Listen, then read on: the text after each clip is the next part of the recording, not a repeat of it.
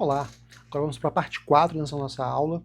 Aqui a gente vai falar sobre a Lei Geral de Proteção de Dados e sobre segurança, porque é extremamente importante proteger os dados dos cidadãos.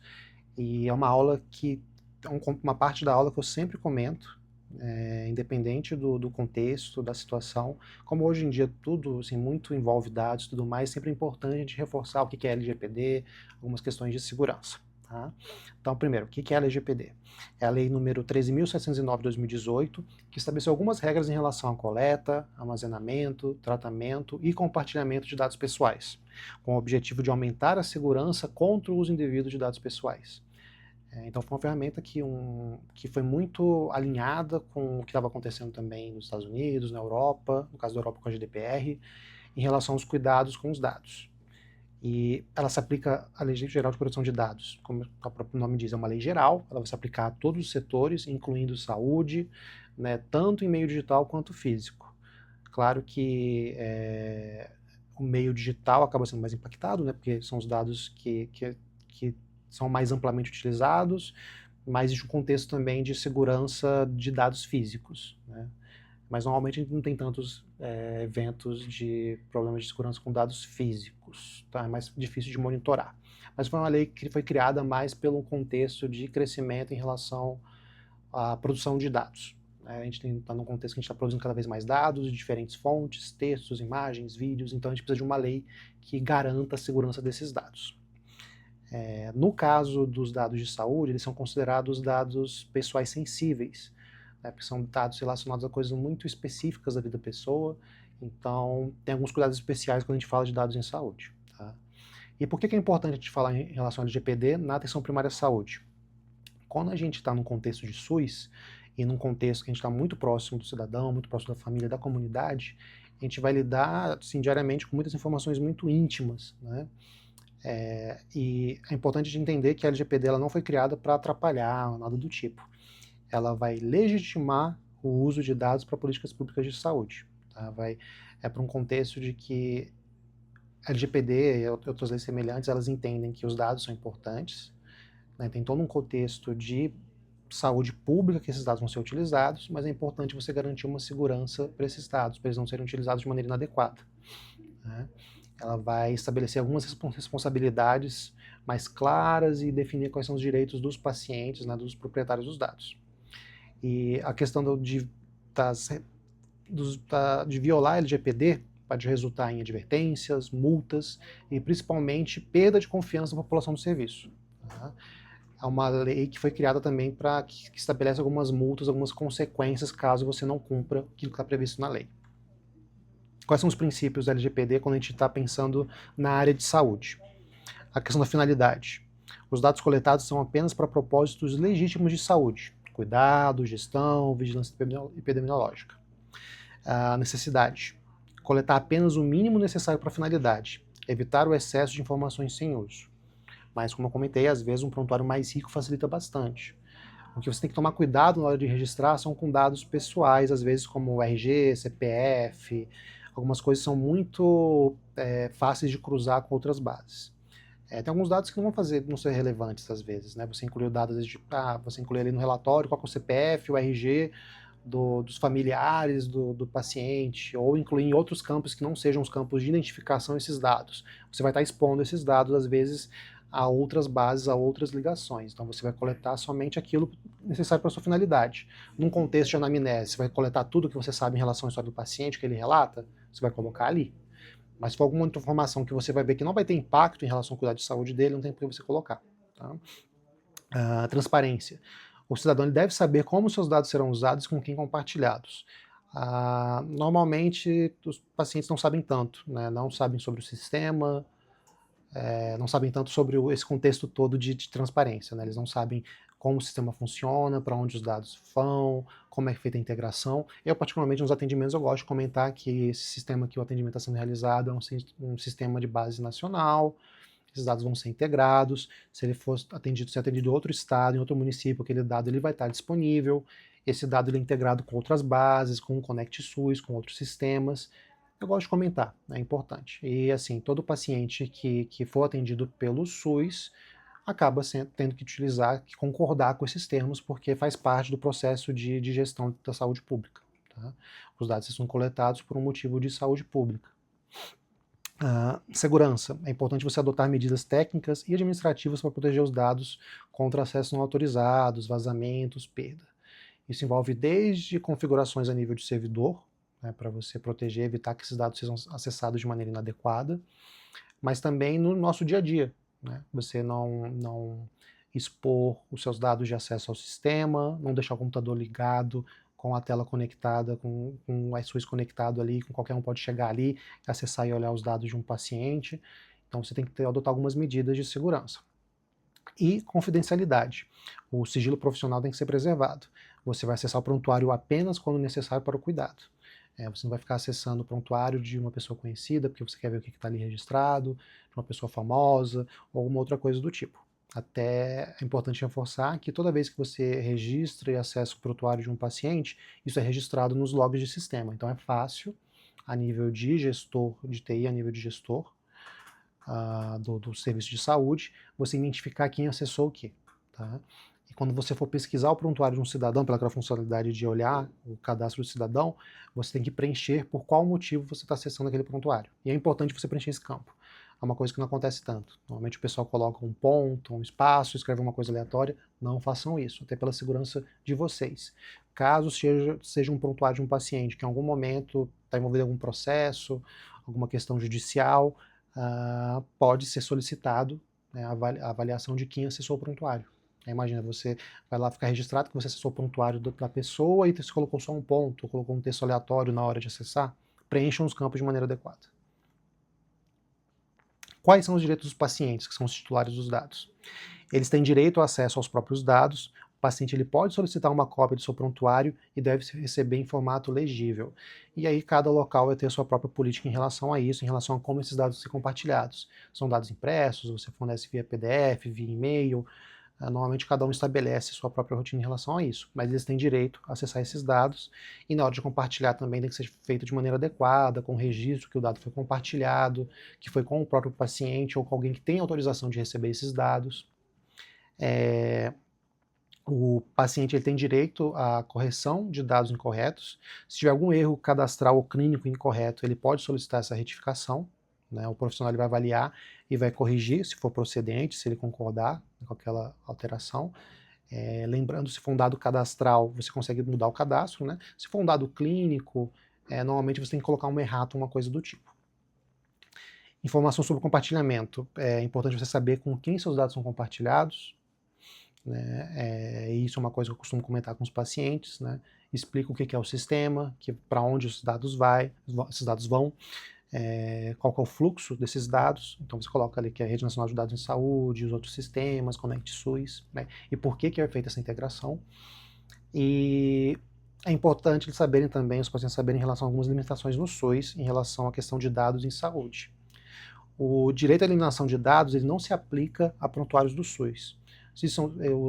Por uma questão de saúde pública, eles são documentos oficiais e que devem ser preservados por 20 anos pelo menos. Tá? Então, não tem um direito à exclusão desses dados, tá? Nesse contexto de saúde pública. E o PEC ele permite registrar o consentimento do cidadão para compartilhamento dos dados na aba de cadastro, tá? Documentando essa transparência. Tem essa opção de colocar na parte do cadastro.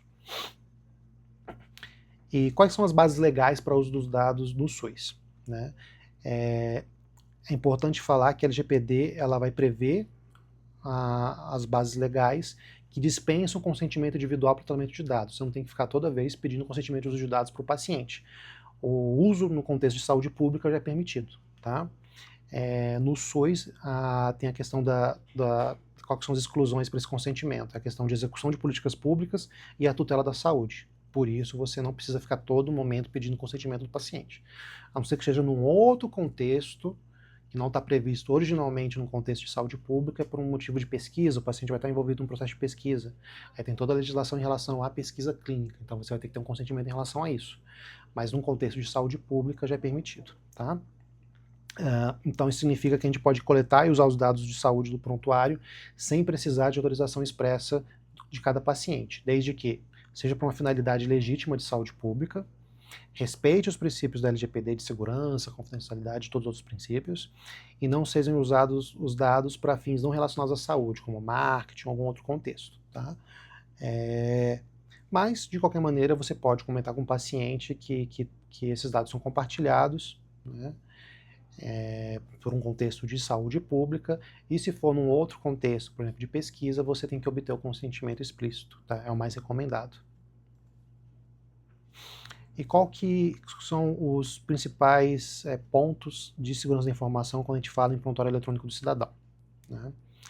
É um processo que exige múltiplas camadas de segurança quando a gente fala em dados sensíveis, como está previsto na LGPD, e você vai combinar tanto a questão do uso de algumas tecnologias que facilitam o processo de segurança da informação, mas também um comportamento humano responsável, né? Muitos dos vetores de ataque são decorrência de erros humanos, né? Erros em relação a logins fracos, outras rotinas ruins, outros hábitos ruins de segurança da informação individual. Então, tem algumas coisas que são muito importantes quando a gente fala no contexto de segurança da informação num prontuário eletrônico. Primeira questão de controle de acesso. O login individual. Atualmente, a recomendação, que a maior parte dos municípios utilizam o acesso via GovBR, mas da mesma maneira é importante que você tenha uma senha do GovBR segura, né, com todas as funcionalidades cadastradas, né, de autenticação com 2 fatores. De preferência, você tem que ir fazendo os ajustes da sua conta para ela ficar no nível ouro, com o reconhecimento facial previsto no uso do seu aplicativo no celular, que tem que ser um dispositivo também que esteja cadastrado e liberado para o uso do aplicativo do GovBR. É preferível usar métodos de autenticação como o QR Code. Você vai ler o QR Code ali na tela, você vai logar no seu computador do seu local de trabalho, e na hora de fazer login pelo GovBR, você vai ler o QR Code, e aí você vai autenticar no seu dispositivo, no seu celular. Isso é uma camada a mais de proteção, tá? Isso envolve senhas fortes, perfis com permissões específicas por função. Isso também envolve também até a questão do dispositivo que está sendo utilizado para fazer login, né? Tem que ser um dispositivo seguro, com as permissões adequadas, que não tenha nenhum tipo que seja atualizado, que não tenha nenhum malware, um vírus ou alguma outra coisa que possa expor esses dados. A nível de gestão, tem um processo de backup de redundância, tem que ter cópias automáticas regulares do banco de dados para recuperação em caso de falhas, né? Você normalmente mantém 2 bases de dados, né? E essas bases têm um processo automático de backup. Lembrando que o processo de redundância de backup tem que ter as redundâncias tanto físicas como... Você não pode armazenar as 2 cópias no mesmo local. Você pode estar exposto ao mesmo vetor de ataque. Então, se você vai fazer um backup, fazer uma redundância, tem que ser em locais diferentes, às vezes em processos diferentes de bancos de dados, de alocação dos dados, de equipamento. Então, tem vários processos diferentes de redundâncias que têm que ser adotados. Normalmente, a gente usa, por padrão, já assinaturas digitais no padrão ICP Brasil, né, que garante a autoria e integridade dos documentos. É mais fácil você verificar aquela assinatura eletrônica. E no processo de configuração também, os dados têm que trafegar de maneira protegida entre o servidor local e o servidor central. Isso é em todos os níveis, na verdade, né? A conexão tem que ser segura do dispositivo que está acessando o sistema, ali do profissional de saúde que está acessando, para o servidor local e para o servidor nacional. Você utiliza os padrões SSL, TLS, né, o padrão HTTPS, tem que ter um processo de criptografia tanto a nível local como em transmissão, em movimento. Você tanto vai criptografar o servidor onde estão esses dados, mas a partir do momento que esse dado vai trafegar de um local para o outro, esse dado também tem que estar criptografado. E o controle de acesso é uma responsabilidade individual. Cada pessoa tem um login único, você não vai compartilhar sua senha com ninguém, nunca vai compartilhar a sua senha do GovBR com outras pessoas. Uma coisa que tem acontecido bastante é que isso no contexto de imposto de renda, inclusive, uma coisa curiosa que tem acontecido bastante. Muitas pessoas estão compartilhando a senha do GovBR, às vezes com o contador, para facilitar o processo do contador puxar os dados do seu cadastro do GovBR na hora de fazer a sua declaração de imposto de renda. E aí, muitas vezes, o contador ele vai ter acesso aos seus dados, aos seus sistemas que utilizam o GovBR para autenticação. Então, não façam isso. Você pode, às vezes, usar outras estratégias para compartilhar esses dados com o contador ou com outra pessoa que você quer compartilhar algum dado com login via GovBR. Mas nunca compartilhem nem sua senha do GovBR, nem os seus códigos de autenticação, tá? Nunca façam isso. É muito comum também, e já uma coisa que já é aplicada também no contexto do SUS APS, é que cada perfil tem uma permissão específica em relação ao acesso aos dados, registros e mudanças que podem ser feitas. Você vai acessar o prontuário somente quando necessário. Você não vai abrir o prontuário de um paciente que não é seu, sem uma justificativa assistencial, é uma violação de privacidade. Tá? Até nesse contexto aqui da gravação de aula, a gente usou um perfil, que era o meu perfil para fazer a gravação da aula, já que assim eu permiti o uso do perfil para fazer a gravação da aula, e mesmo assim eu ocultei os meus dados por segurança. Tá? Faça logout ao se ausentar, você não vai deixar o sistema aberto no computador ligado sem supervisão. Existe a configuração de logoff automático. Eu acredito que a nossa configuração atual, o tempo de login é muito longo, ele demora muito para pedir o logoff. Então, o que eu recomendo normalmente é deixou de utilizar, terminou seu atendimento, encerra o sistema. Vai começar novamente, faz o logon novamente. Tá? Se por algum motivo você fosse ausentar da sala rapidamente e vai voltar para um outro atendimento, trava o computador. Não precisa fazer logoff, apenas trava ali com senha o computador, para quando você voltar, você colocar a senha novamente e acessar o sistema. Tá? Porque pode ser que às vezes só em 5 a 10 minutos é o tempo de alguém chegar no computador, usar o seu cadastro, processar o pontuário de um outro paciente e pode até emitir uma receita, fazer um pedido de exame, alguma outra coisa, dependendo do perfil seu. Então, tomem cuidado, não deixe o computador com o login ligado, sem ter alguém próximo, sem você estar próximo do computador. Tá? E todo o acesso fica registrado, né? Lembrando que o sistema ele mantém um log de auditoria. Quem acessou qual prontuário, quando. Essa auditoria de acesso é uma conduta que já é feita nesse tipo de sistema, é automático, já é recomendado normalmente um sistema desse tamanho, e é uma ferramenta muito importante de segurança da informação. Tá? E como eu comentei, só acesse um prontuário se você tiver um motivo para acessar aquele prontuário.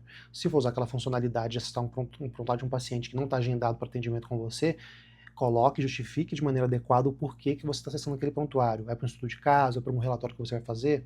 Coloque tudo lá com detalhes. A gente utiliza sempre as assinaturas digitais padrão ICP Brasil, é um padrão de uso nacional. O PEC ele permite o uso, né, de certificados A1 ou A3, tem essa integração que é possível. Atualmente, no modelo que a gente utiliza de emissão de receitas digitais, utiliza uma autenticação direta, na verdade, via sistema, você não faz integração com o seu certificado CPF, é um outro processo de autenticação, mas o SUS APS ele permite esse tipo de integração com um modelo de assinatura digital. Tá? E a resolução 2224 de 2018 do CFM vai estabelecer que os prontuários eletrônicos devem garantir a autenticidade através de assinatura digital ou login rastreável. Tá? Tem algumas que não necessariamente utilizam o ICP Brasil, mas normalmente a recomendação é utilizar o padrão ICP Brasil. Tá?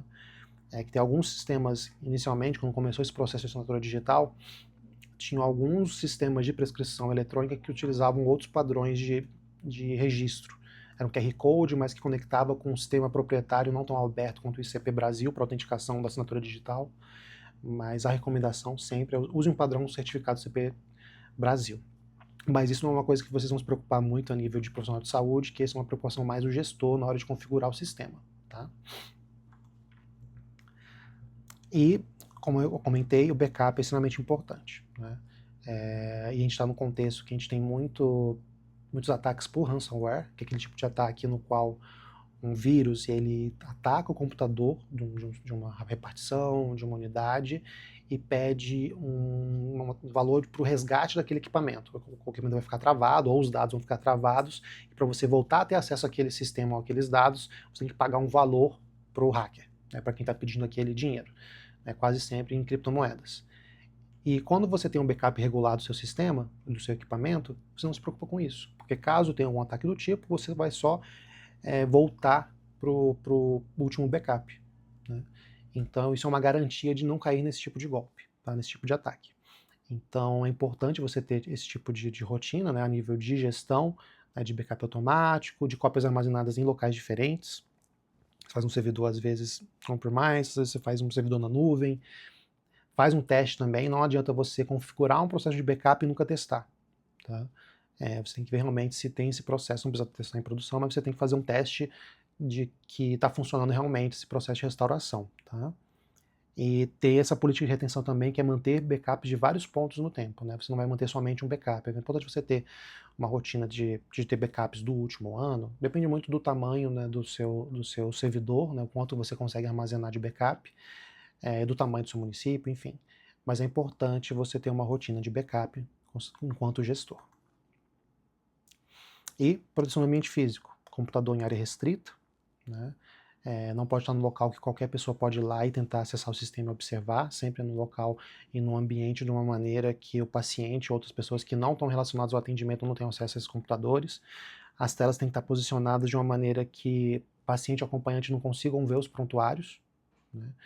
Não porque ele não vai poder ver os dados do seu próprio atendimento, já que os dados são do paciente, mas mais num contexto que, por algum motivo, você está acessando um dado de outro paciente, às vezes num outro atendimento, ou o paciente acabou de entrar na sala e você está com outro prontuário aberto, ele não pode ver os dados de um outro paciente. Tá? As impressoras também têm que estar seguras. Se você for imprimir um relatório, uma prescrição, uma coisa do tipo, tem que recolher imediatamente. Só que antes de ir lá recolher, se for uma impressora mais central, que não vai estar na sua sala, lembrar de fechar, travar o computador antes de buscar, tá? Não deixar o sistema aberto. Fazer descarte adequado.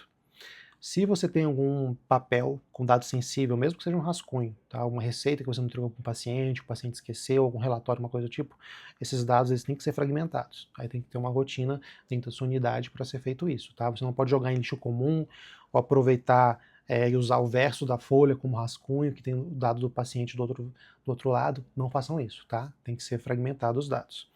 E nunca fotografar, tá, as telas do sistema de prontuário com o celular, que as imagens podem vazar e violar a privacidade.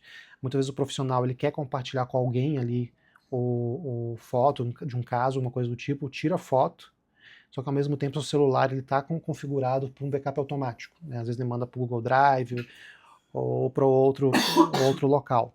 Então imagine você... Respira. Não sei quando assim, mas volta um pouquinho. Eu vou voltar um pouquinho. Respira. Deixa eu até beber água.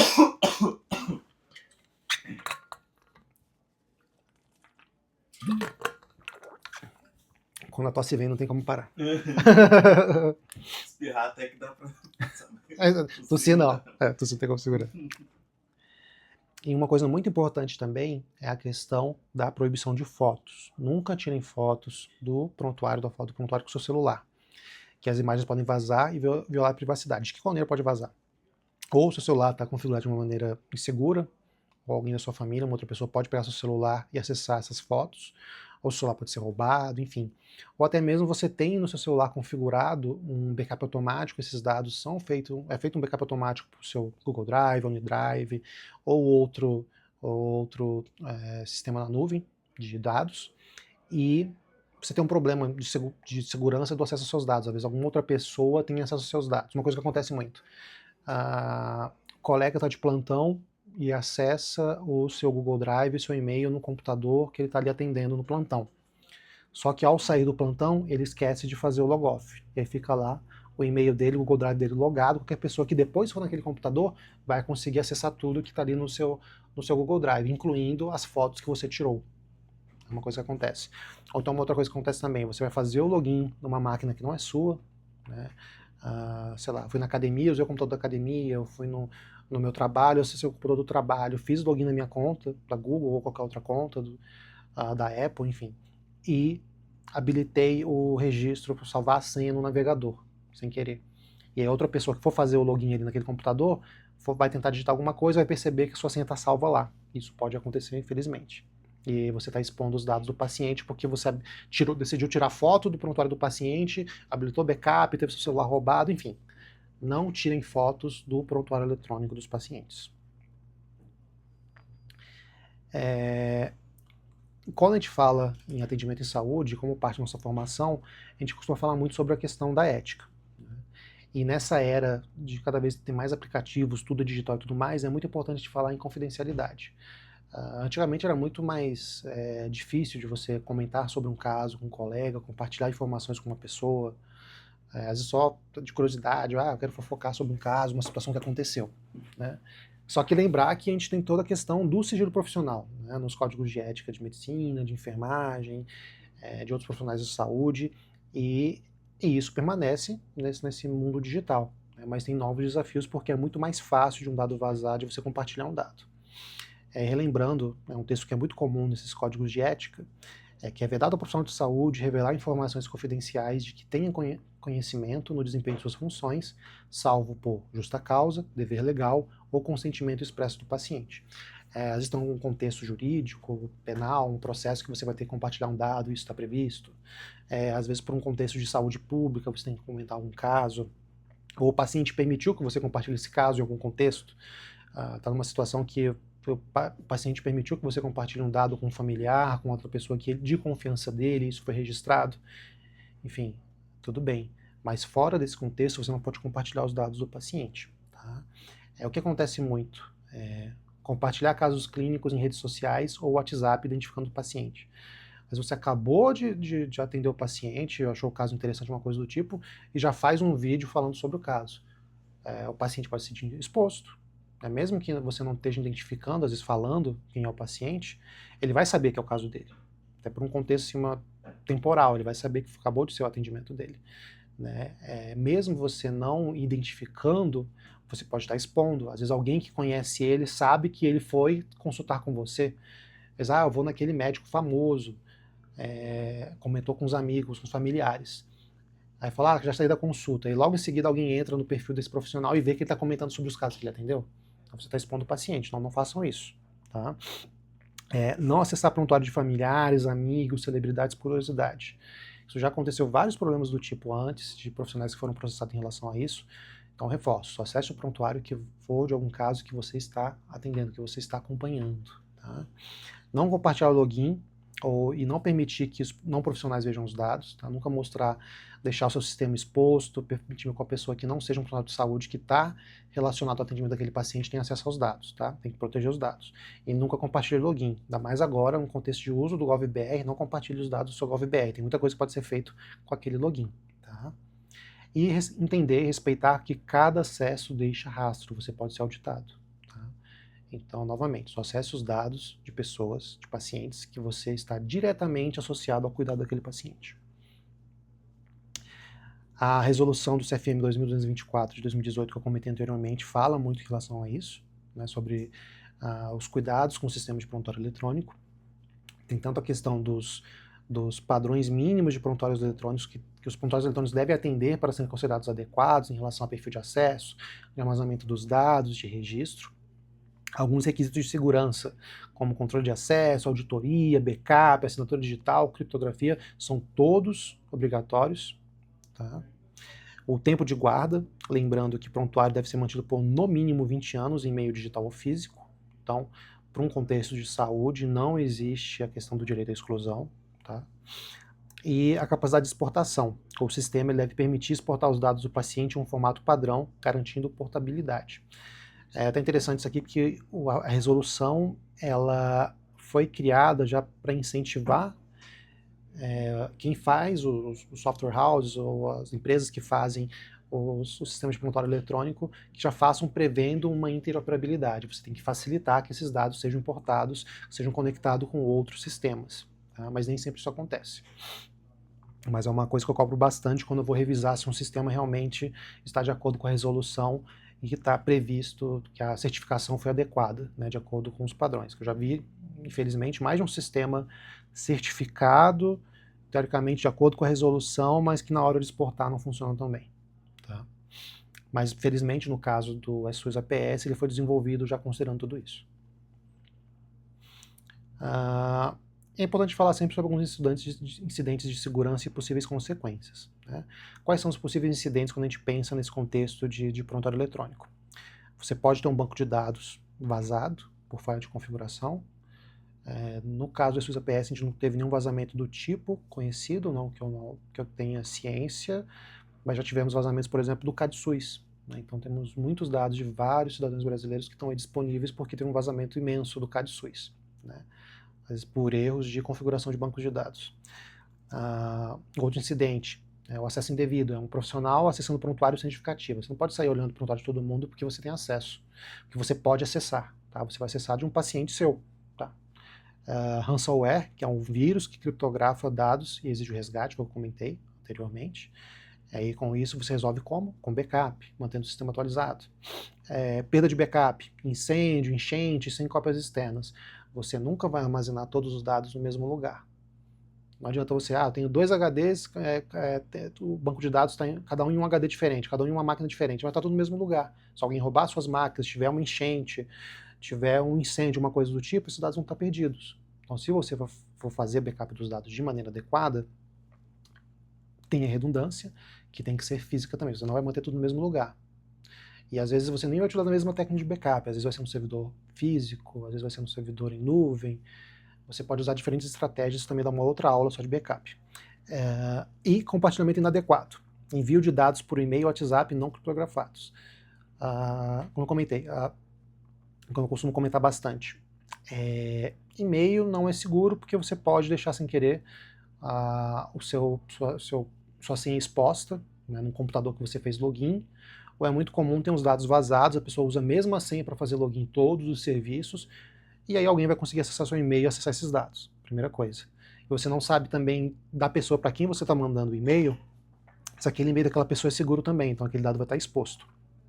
E o WhatsApp, ele tem criptografia ponto a ponto entre duas pessoas, mas se você mandar, por exemplo, um arquivo num grupo, isso se perde, porque você vai estar todo mundo ali do grupo acessando, fica muito difícil você monitorar quem está acessando o dado dentro daquele grupo. E de qualquer maneira, de maneira geral, é importante você não compartilhar dados dessa maneira, tá? E o WhatsApp é uma coisa do tipo. É importante cada local, cada serviço criar uma rotina própria de compartilhamento de dados de maneira segura, tá? Tem outras opções, outros sistemas de mensagem, de compartilhamento de dados que são muito mais seguros, mas isso não cabe a aula falar sobre isso agora. E quais são as possíveis consequências nos casos de incidentes? Tem as sanções da LGPD, desde advertências até multas que podem chegar a 2% do faturamento, limitado a 50 milhões. E uma coisa que eu falo bastante é que isso não se limita a empresas. O próprio governo pode ser submetido a uma multa do tipo, tá? Caso algum sistema que o governo utilize não siga os padrões que a Lei Geral de Proteção de Dados define. Tem para os profissionais a responsabilização ética, né, os processos em conselhos profissionais, como o CRM, o Corem. Podem ter os processos judiciais, o paciente ele pode processar por danos morais ou outros tipos de processos jurídicos, dependendo de como aquele dado dele foi exposto. Existe o dano reputacional também, você ter uma instituição sua que ficou conhecida por vazar dados.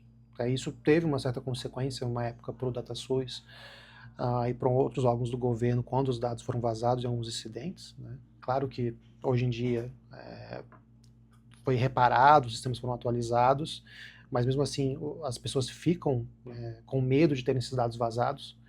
E enquanto profissional de segurança da informação me incomoda muito a questão do CADSUS, que eu sei um número absurdo de ataques que são utilizados utilizando como base inicial dados do CADSUS. E às vezes também no tipo de incidente você pode ter uma interrupção do atendimento, né? Caso no ransomware, por exemplo. Você não vai conseguir acessar os dados e você não vai conseguir trabalhar, né? Usar aqueles dados para o atendimento. Tá? E muito dessa cultura de segurança da informação casa muito com a atenção primária, porque a atenção primária a gente lembra muito de prevenção, medicina preventiva. E segurança da informação é muito sobre prevenção também, né? Você tem que criar uma cultura de segurança, você criar bons hábitos de segurança também para evitar que isso aconteça. Tá? E como a gente é profissional de atenção primária, a gente tem que tomar cuidado também, prevenir também em termos de segurança. Um caso prático, a gente vai falar a questão da LGPD nesse contexto de saúde pública e de atenção primária. Digamos que uma unidade básica de saúde ela quer utilizar os dados do prontuário eletrônico do cidadão para um projeto de pesquisa acadêmica sobre a efetividade do tratamento de hipertensão.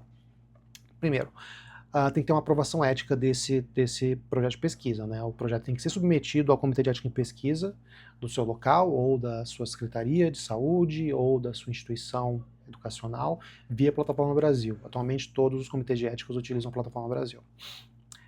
Quando você for fazer o processamento desses dados e utilizar para pesquisa, deve existir um processo de anonimização desses dados. Os dados vão ser extraídos, né, removendo nomes, CNS, endereço, qualquer tipo de identificador direto. Se for num contexto que você vai fazer cruzamento de dados, tem algumas etapas que você faz para fazer esse cruzamento de maneira segura. Tá? Aí já também é uma outra aula, mas você tem que sempre ter um processo de anonimização dos dados em algumas etapas do projeto de pesquisa. Tá? tem que ter uma autorização da gestão, a Secretaria Municipal, Estadual, de Saúde tem que autorizar o acesso e o uso dos dados para pesquisa.